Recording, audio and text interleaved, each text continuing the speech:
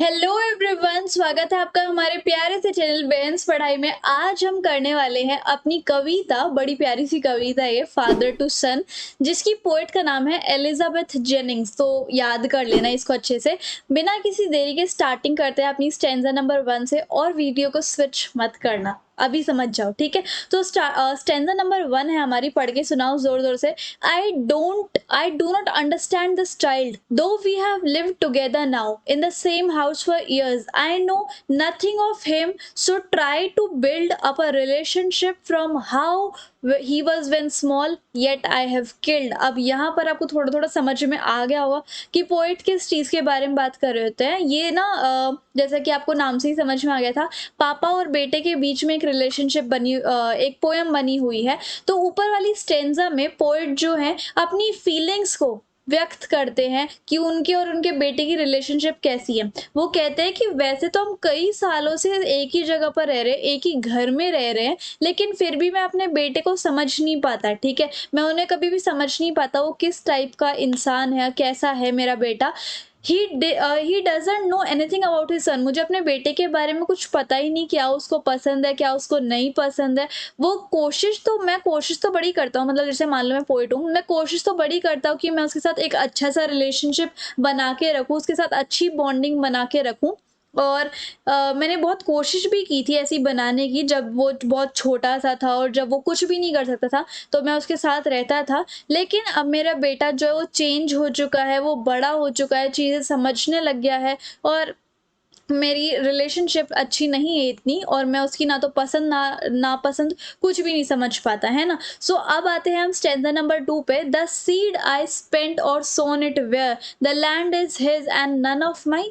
We speak like strangers, there is no sign of understanding in the air. This child is to build my desire, yet what he loves I can not share. अब यहाँ पर sown का क्या मतलब होता है? Do something which will bring a result, की मतलब कुछ ऐसा करना जिसका रिजल्ट जरूर आएगा। तो यहाँ पर जो फादर है वो आई यूज करते हैं। अब इस आई से ना बड़े क्वेश्चन बनते हैं। ये स्टेंजा पक्का से भी पक्का आती है पेपर में, और यहाँ पर बोलते हैं कि बताओ ये आई जो है किसके लिए यूज होता है ना। सो ये मेरे टाइम में तो बहुत आता था, आप भी एक बार अच्छे से पढ़ लेना। यहाँ पर ये जो आई वर्ड है ये पोएट ने यूज किया है खुद को दर्शाने के लिए, ठीक है। So यहाँ पर the father uses I in the first line to acknowledge his role in the communication gap between them। तो पापा और बेटे के बीच में ना एक कम्युनिकेशन गैप है, ठीक है, कम्युनिकेशन गैप है, और आई जो है वो फादर के लिए यूज हुआ है ना। सो ही सेज दैट सारे एफर्ट्स कर लिए, सब कुछ कर लिया, लेकिन his son was in another place that the father can not access. वो कहते हैं कि मेरा बेटा अब ऐसी जगह आ चुका है, एक ऐसे प्लेस पर आ चुका है जहाँ पर मैं एक्सेस ही नहीं कर सकता, जहाँ पर मेरा कोई रोल ही नहीं है, मैं वहां तक पहुंच ही नहीं सकता उस जगह तक। They use to talk like strangers. वो ऐसे बात करते हैं जैसे कि दोनों के दोनों अजनबी है, और ना तो पापा अपने बेटे की बात समझ पाता कि उसको कहने का पॉइंट ऑफ व्यू क्या है, और ना ही बेटा पापा की बात समझ पाता कि वो क्या चाहते हैं, क्या उनकी अंडरस्टैंडिंग है, इस तरीके से। His child use to talk his child use to look like him. वैसे तो जो बेटा है वो अपने पापा की तरह, यानी कि पोइट की तरह ही लगता है, लेकिन yet he didn't know what his son loved. वो कहते हैं कि लेकिन बेशक मेरा बेटा मेरे जैसे ही दिखता है, बट मुझे ये नहीं पता मेरा बेटा किस चीज को पसंद करता है, किस चीज को नहीं, इस तरीके से। अब आते हैं अपनी तीसरी स्टेंजा पे। साइलेंस अराउंड अस, सन्नाटा छा चुका है। I would have him prodigal returning to his father's house, the home he knew, rather than see him make and move his world। I would forgive him too, shaping from sorrow a new love। इस तरीके से यहाँ पर prodigal मतलब होता है जो कि खुलेआम पैसा उड़ाता है, ठीक है। सो अब क्या होता है, दोनों के बीच में बहुत सन्नाटा है, साइलेंस है।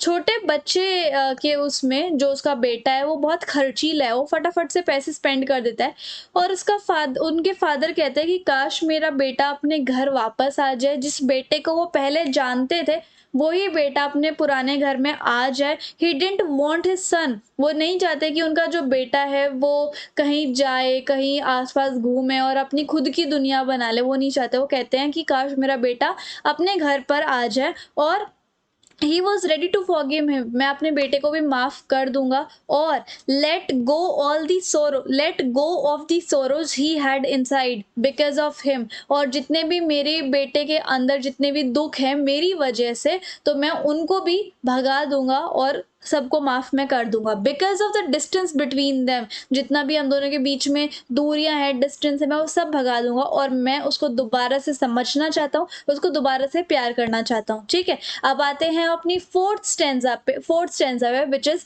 Father and son we both must live on the same globe and the same land.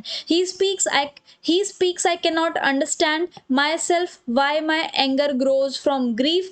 We each put on empty hand longing for something to forgive. अब यहाँ पर ग्रीफ का क्या मतलब होता है, सोरो या फिर सैडनेस। ठीक है, अब यहाँ पर देखो क्या बोला हुआ है, जो बेटा है वो पहली बार अपने पापा से बोलता है, बातचीत करता है और उनको एक्सप्लेन करता है कि उसके अंदर, उसके मन के अंदर क्या है।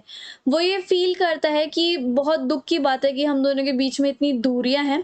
ही shares that he is at that point, वो ये कहता है उनका बेटा कि मैं पापा लाइफ में इस जगह पर हूँ, इस पॉइंट पे हूँ जहाँ पर मैं खुद को नहीं समझ पा रहा कि मैं हूँ कौन, मेरा क्या मकसद है, मैं खुद को ही समझ नहीं पा रहा है ऐसी चीज़ों में। मेरा गुस्सा जो है वो फटाफट से आ जाता है, बाहर निकल जाता है, मैं बहुत दुखी दुखी सा रहता हूँ।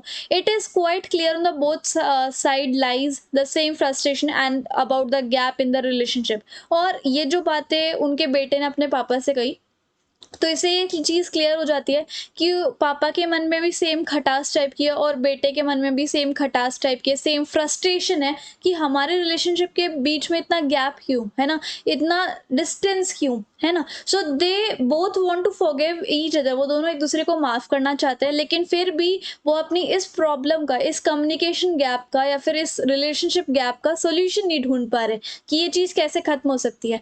तो बोथ ऑफ देम ये कोशिश करते हैं कि जितना जो भी हम कर सकते हैं वो हम करें, लेकिन जितनी भी वो कोशिश कर ले सब कुछ ऐसे ही व्यर्थ, यूजलेस जाती है, और यूँ विश करते हैं कि काश कुछ हो सके, है ना, इस तरीके से।